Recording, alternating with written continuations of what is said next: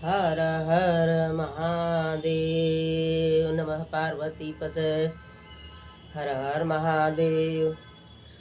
देखिए गुरु भाई गुरु बहना, एक सुंदर सा अपने शिव गुरु का कथा लेकर के आई हूँ आप लोग के सामने।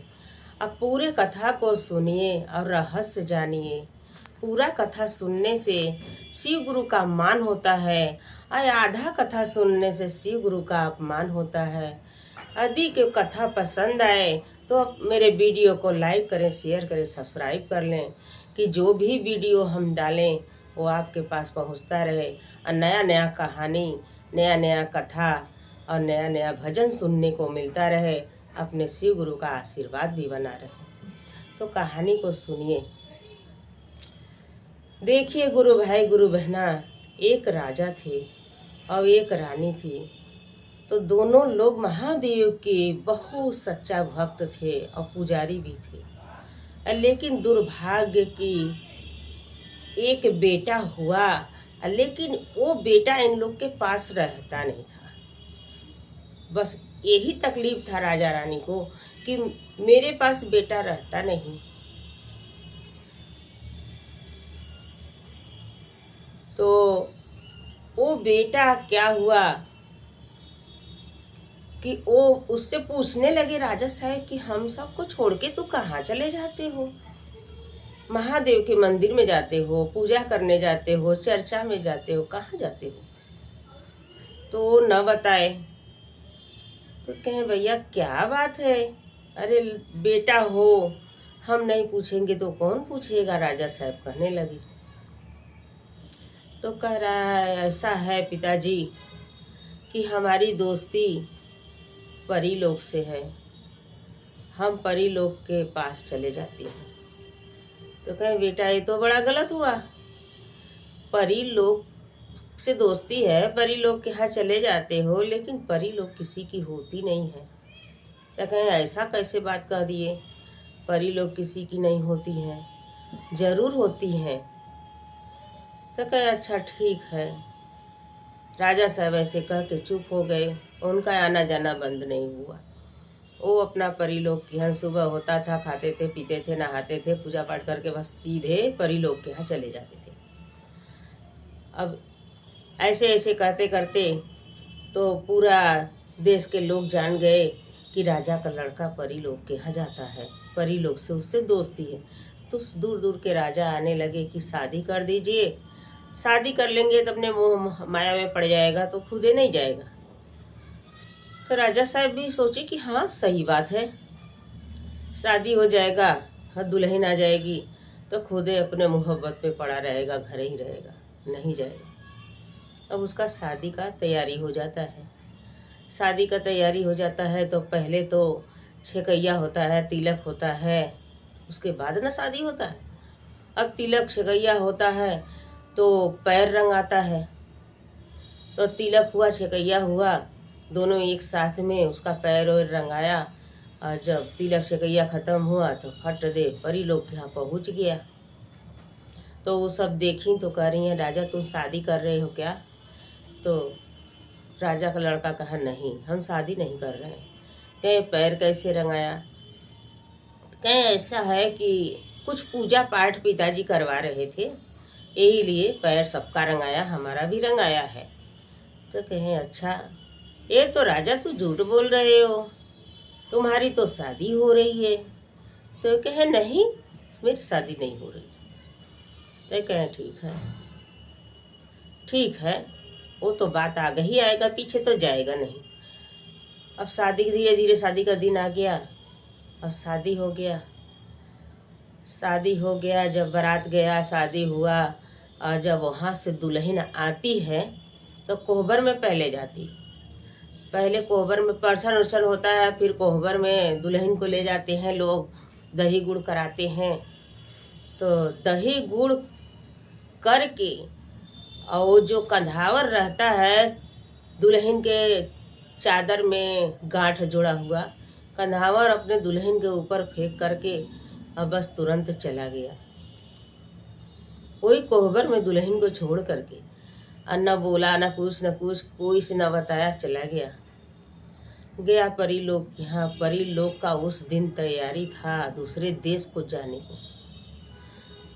अब यहाँ से जब राजा पहुँचा तो परी लोग की पूरी तैयारी थी कि अब हम लोग दूसरे देश में जा रहे हैं, अब यहाँ नहीं रहेंगे। तो राजा कहे हम भी चलेंगे। तो वो सब कहेंगे नहीं राजा, तेरी शादी हो गई है, हम लोग तुमको नहीं ले जाएंगे, तुम जाओ अपने घर। तो कहे नहीं, हम नहीं जाएंगे घर, हम आप लोग के पास रहेंगे। कहे नहीं। ऐसे बहस चलते रह गया। राजा मनबे न करे और वो सब घर भेजना चाहे। तो वो सब आपस में बात की कि ऐसा कीजिए कि एक उड़न खटोला बनवाइए और सब परी उड़न खटोला पर बैठ करके उड़ जाएंगे और राजा को छोड़ देंगे यहाँ जमीन पर। तो यही करने में भलाई है। उड़न खटोला उन लोग का बन गया। उड़न खटोला बन गया और ये अपना तैयारी में उड़न खटोला देखने के कि कैसे जाती हैं, हम भी जाएंगे साथ में। उधर तो ये कहानी चल रहा है।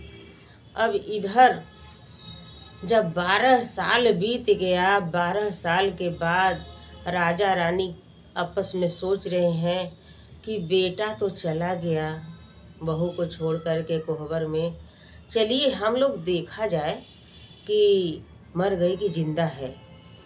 तो राजा रानी दोनों लोग जाते हैं। तो कोहबर में बैठे बैठे बैठे बैठे उसको दीमक लग गया था। एक तरफ से पूरा शरीर उसका दीमक खा गया था, एक तरफ का बाकी था, सांस आ जा रहा था, जिंदा थी, सांस ले रही थी। उसको उठा करके दोनों लोग ले आए, नहलाए धुलाए, डॉक्टर को बुलाए, दवा करने लगे। राजा कह रहे हैं कि चलिए रानी, बेटा तो चला गया, अब बुढ़ौती में पतोहिया रहेगी तो कम से कम पानी दाना देगी, हम लोग को खाना बना के देगी। कहें हाँ यही करना है, यही ठीक है। अब उसका खूब सेवा की, पतोहिया ठीक हो गई। फिर अपना बनाने खिलाने लगी अपने सास ससुर को। तो कहे कि माता पिता आप लोग हमारा बहुत सेवा किए हैं, अब आप लोग बैठिए, अब हम सेवा करेंगे। तो 56 प्रकार का भोजन रोज बनाती थी और राजा रानी को खिलाती थी और कहती थी कि हम तो अपने को एकदम पूजा करेंगे अपने माँ बाप का। ये हमारे सास ससुर नहीं है, हमारे माँ बाप हैं। और अपने क्या खाती थी, जो परथन बचता था रोटी बनाने के बाद उसी का लिट्टी बना करके खाती थी और वो सब खाना नहीं खाती थी। 56 प्रकार का भोजन खाली वो दोनों लोग को खिलाती थी। तो ऐसे ऐसे करते करते 12 साल बीत गया। 12 साल ऐसे बीता, अब 12 साल फिर सेवा करते करते बीत गया। तो ये रानी का प्राण, हम सब का प्राण एक शरीर में प्राण वास करता है। वो प्राण रानी का सपने में उनको सपना दे रहा है कि ये रानी, मैं तुम्हारा प्राण हूँ, मैं तुम्हारा प्राण हूँ, हमसे डरो मत। लेकिन हम तुम्हारे शरीर में रह करके हमको बहुत कष्ट है, हमको बहुत कष्ट है। एक जवान औरत के लिए बहुत कुछ का जरूरत होता है और तुम यहाँ काहे पड़ी हो? ये बूढ़ी बूढ़ा का खाली सेवा कर रही हो, न कुछ खाने को हमको मिलता है, न पहनने को मिलता है, न तो कहीं आने जाने को मिलता है। हम बहुत छटपटा रहे हैं, कहीं चलो, ये सब को छोड़ो बूढ़ी बूढ़ा को। तो रानी कह रही हैं कि जब तुम मेरे प्राण हो तुम मेरे बस में रहोगे, मैं जो कहूँगा वो होगा, तुम्हारे कहने से थोड़ी होगा। कहे नहीं, प्राण कह रहा है नहीं, हम जो कहेंगे वो होगा। तो रानी कहे हम जो कहेंगे तो होगा। तो प्राण कह रहा है यदि हमारा कहना नहीं मानेंगी तो एक दिन हम आपको चोरी भी लगाएंगे, छिनारा भी लगाएंगे, तब तो आप मानेंगे कि हम आपका प्राण हैं। तो कहे जाइए कुछ भी कीजिए, हम न तो चोरी करेंगे, न तो छिनारा करेंगे, कोई गलत काम करेंगे तो आप कैसे लगा देंगे हमको गलत, हम कुछ कर भी नहीं करेंगे। ऐसे कह करके वो शांत हो गया प्राण। अब देखिए कि अब वहाँ परी लोग जाने लगी दूसरे लोग को, उड़न खटोला बन के आ गया, परी लोग बैठ गई और उड़ने लगी उड़न खटोला में, तो राजा साहब को नहीं ले जा रही थी। तो राजा साहब उड़न खटोला का पाटी पकड़ लिए, पाटी पकड़ के जाने लगे, पाटी पकड़ के झूले हैं, उन लोग उड़न खटोला पर बैठी हैं। तो परी लोग अपने उड़न खटोला का पावदान छोड़ा देती हैं, राजा नीचे गिर जाते हैं जमीन पर। आसमान में तो उड़ गया था उड़न खटोला, लेकिन तो छोड़ा दी हाथ उड़न खटोला से तो गिर गए नीचे। जब नीचे गिरते हैं जमीन पर तब उनको याद आता है।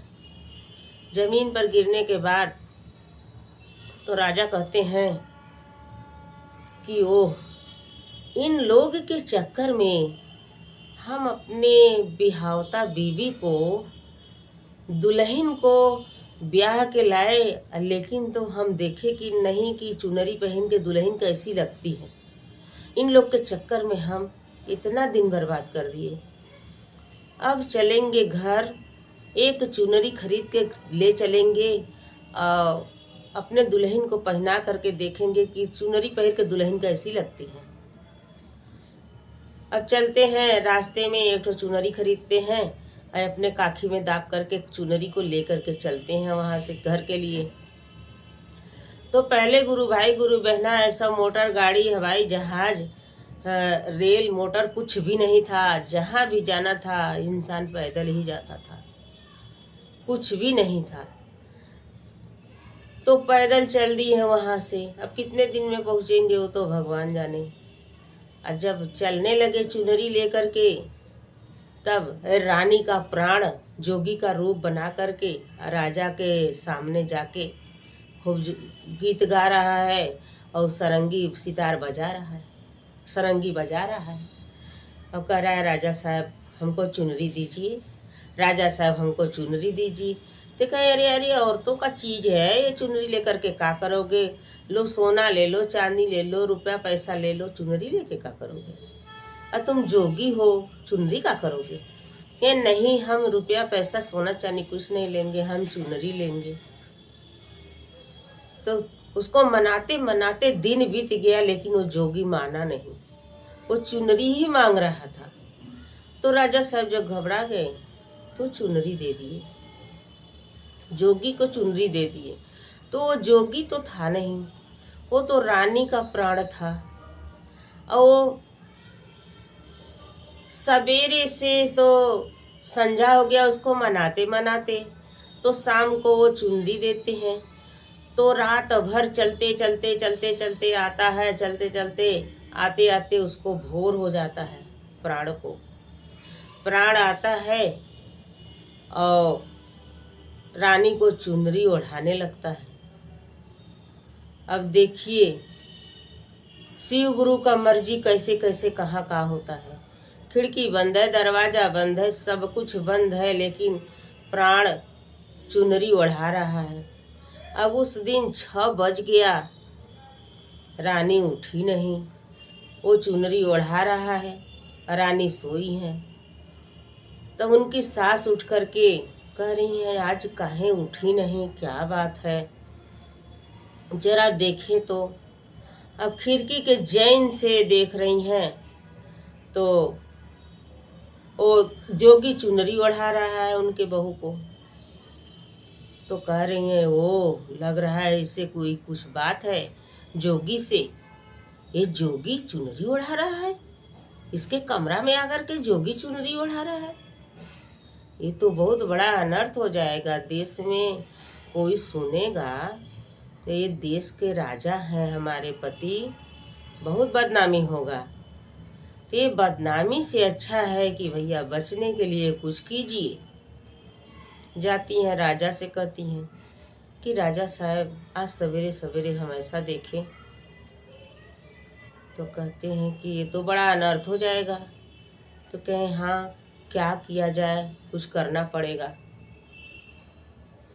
तो कहें कि ऐसा है कि ये ऐब को छिपाने के लिए, अपना इज्जत बचाने के लिए, तो ऐसा करें कि 6 फुट का सोने का संदूक बनवा दें और उसी में इसको बंद करके गंगा जी में बहा दिया जाए। तो रानी कही हाँ बहुत ठीक है, यही बात ठीक है। अब आर्डर देते हैं, राजा है ये है, मंत्री को आर्डर देते हैं। मंत्री फट टाका 6 फुट का सोने का संदूक बनवा करके लिया देता है। और रानी जब उठती हैं, अपना दरवाज़ा खोलती हैं, बस उनको तुरंत उठा करके संदूक में रख के बंद करके ताला गंगा जी में बहवा जाता है। अब गंगा जी में बह रही हैं सोने का संदूक बन के। कोई भी पकड़ने जा रहा है, कोई से संदूक पकड़ा नहीं रहा है, बह रहा है खाली संदूक। बहते बहते वो संदूक एक दूसरे राज्य में पहुंच गया। वो राज्य में कि ये राजा के भाई के लड़की दामाद वो देश में राजा थे। ये राजा को तो एक ही लड़का था खाली, उनके भाई के लड़की दामाद वो देश में रहते थे। तो वो गए थे गंगा स्नान करने, तो देख रहे हैं कि सोने का संदूक, सब लोग कह रहा है भाई सोने का संदूक राजा साहब बह रहा है, अब लेकिन कोई से पकड़ा नहीं रहा है, कोई से पकड़ा ही नहीं रहा है। तो राजा साहब कह रहे हैं कि चलिए अच्छा हम कोशिश करते हैं, काजनी हमसे पकड़ा जाए। तो उनकी रानी कह रही हैं बड़े बड़े तो हार गए, आप जा रहे हैं सोने का संदूक लेने, लालची हैं का कि सोने का संदूक लेने जा रहे हैं। कहे नहीं, सोच रहे हैं कि हम भी कोशिश कर लें। अभी राजा जाते हैं गंगा किनारे और नहाते हैं, नहाने के लिए पानी में ज्यों ही पैर रखते हैं तो संदूक सीधे बह के इनके सामने आ जाता है, इनके आगे आ जाता है। क्योंकि ये नंदोई है उसके, इनकी वो सरहज लगेगी, तो ये नंदोई हो गए उसके, रिश्ता जोड़ करके इनके पास आ गई। अब सबे कोई पकड़ने जा रहा था तो बीच में चला जाता था, पकड़ाता ही नहीं था। इनके तो अपने पास में आ गई, अपने से संदूक आ गया इनके पास। राजा साहब सर पर उठाए अपने घर लेकर के चले आए। अब पूरा हल्ला हो गया पूरे मोहल्ला में कि राजा सोने का संदूक पाए, सोने का संदूक पाए। अब ताला खोला गया, बड़ी माल है भाई, इसमें बड़ी माल है। जब ताला खोला गया तो उसमें कुछ नहीं है, 1 रुपया भी नहीं है, एक सुंदर सी औरत है। तो पहले के जमाने में गुरु भाई गुरु बहना कोई क्वेश्चन नहीं करता था, कोई पूछताछ नहीं करता था, इज्जत करता था माँ बहन बेटियों का।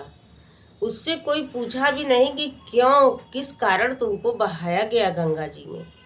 राजा साहब कहें कि चलिए जैसे सब लोग रहेगा ऐसे ये भी करेगी, खाएगी, रहेगी, पड़ी रहेगी। वो भी काम धंधा करने लगी, खाने पीने लगी, रहने लगी राजा के घर। राजा के घर रहते रहते अब एक दिन क्या हुआ कि रानी के इलामारी का चाबी, रानी की इलामारी का चाबी अब उसके सर के नीचे, तकिया के नीचे रखा गया। अब रानी उठी तो हमारा चाबी का हुआ, हमारा चाबी का हुआ, ये राजा जो ये रखे हैं, ये दूसरी ये लौड़ी है, ये नौकरानी है, ये हमारा चाबी चुराई होगी, यही चुराई होगी। और वो सोई है, उसका भी दरवाजे नहीं खुला। जब सो के उठती है तो लप्पा का रानी जाती हैं, सब जगह खोजती हैं, उसके तकिया के नीचे उनका चाबी मिल जाता है। अब वो छक रो रही है कि भाई हम तो छुए भी नहीं चाबी, और हमारे सर के नीचे कैसे आया, हमारे सर के नीचे कैसे आया, हमको तो मालूम भी नहीं है। अब राजा साहब से कहने लगी कि देखिए आपकी जो दाई रखे हैं, ये नौकरानी रखे हैं, गंगा में से पकड़ के लाए हैं, ये देखिए हमारा चाबी चुरा ली थी, हमारा गहना चुरा ली थी, हमारा चाबी चुरा ली थी। राजा साहब कहते हैं सुनिए, चुप रहिए जरा, आप रानी हैं, इस देश की रानी है और मैं राजा हूँ इस देश का। ये गलत बात आपके मुंह से अच्छा नहीं लग रहा है। अधिक उसका मन किया होगा गहना पहनने का तो पहनी होगी, पहन के रखी थी। यदि अलमारी में देखने का मन किया होगा कि क्या क्या है अलमारी में, तो खोली होगी, देखी होगी, रखी है, कहीं लेके गई नहीं ना। आपका 1 रुपया चोराई नहीं ना है, आपका सारा माल उसमें है ना। तो कहीं कि हाँ सामान तो सब है, सामान कुछ खोया नहीं है। कहीं चुप हो जाइए रानी, वो पता नहीं कौन से कारण से दुख की मारी है, उसको कुछ मत कहा कीजिए। ठीक है, फिर रानी शांत हो गई। अब फिर अपना सब लोग खुशी से बनाने खाने लगा, फिर चलता रहा। अभी एक घर पर पहुंचते हैं। राजा साहब जो चुनरी दे दिए जोगी को, अपने घर पर पहुंचते हैं। घर पर पहुंचते हैं तो माता पिता बूढ़े हो गए हैं।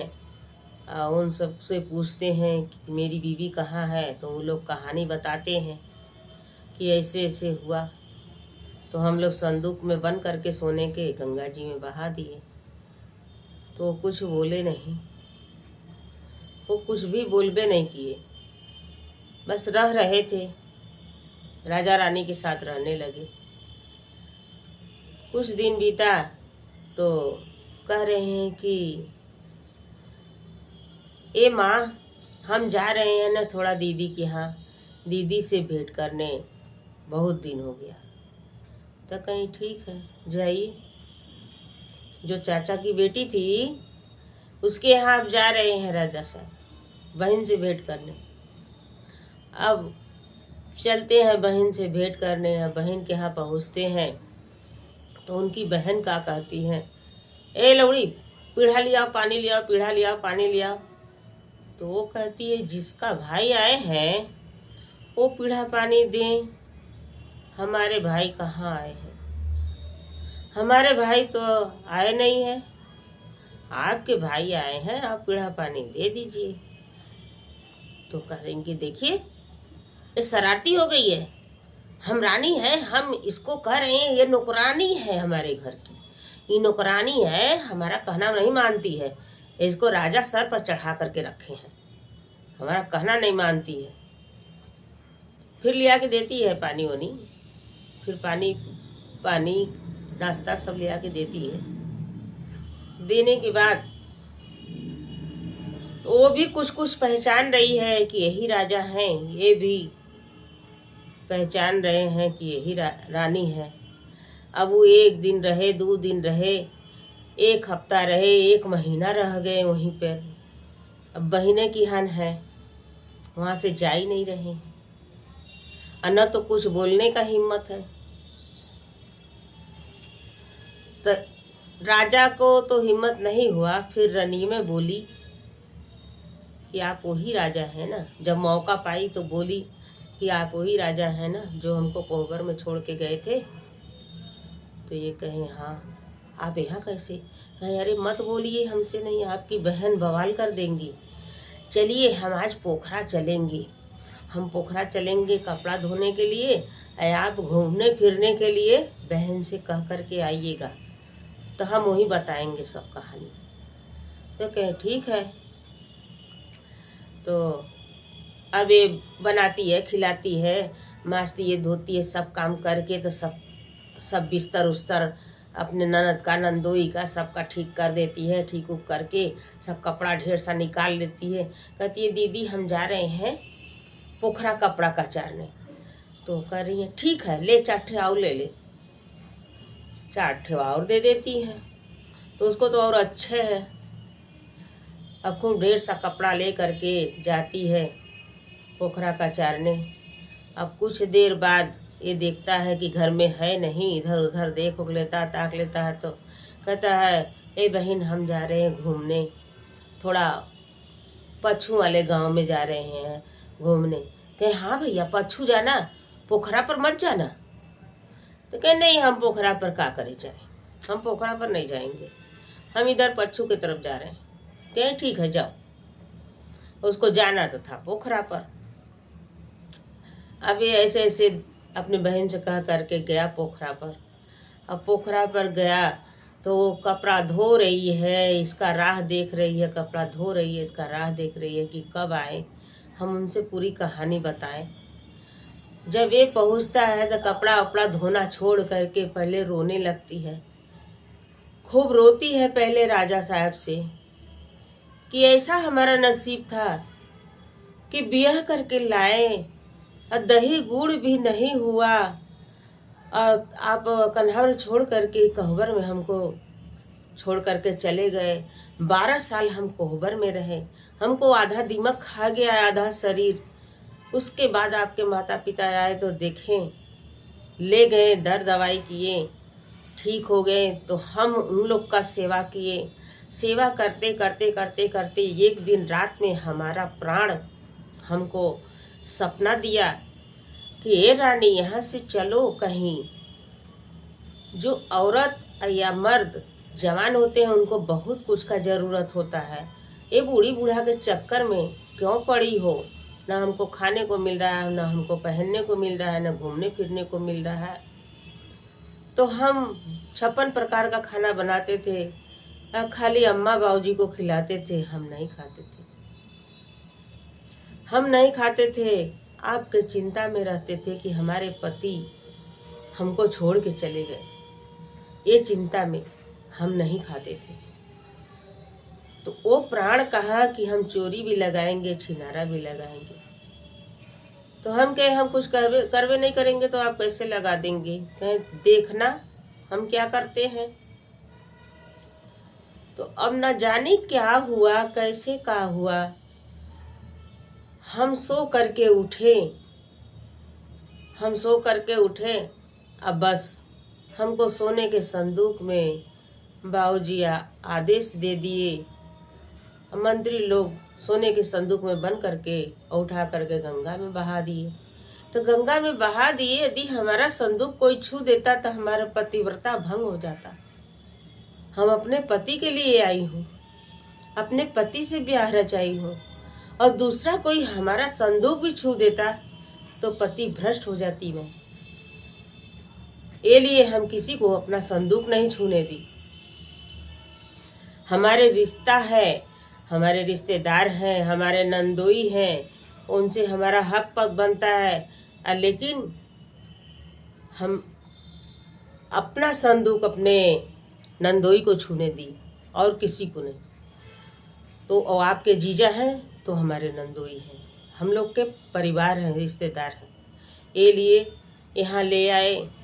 यहाँ ले आने के बाद अब एक दिन हम सोए थे तो दीदी का चाबी पता नहीं कैसे हमारे तकिया के नीचे आ गया।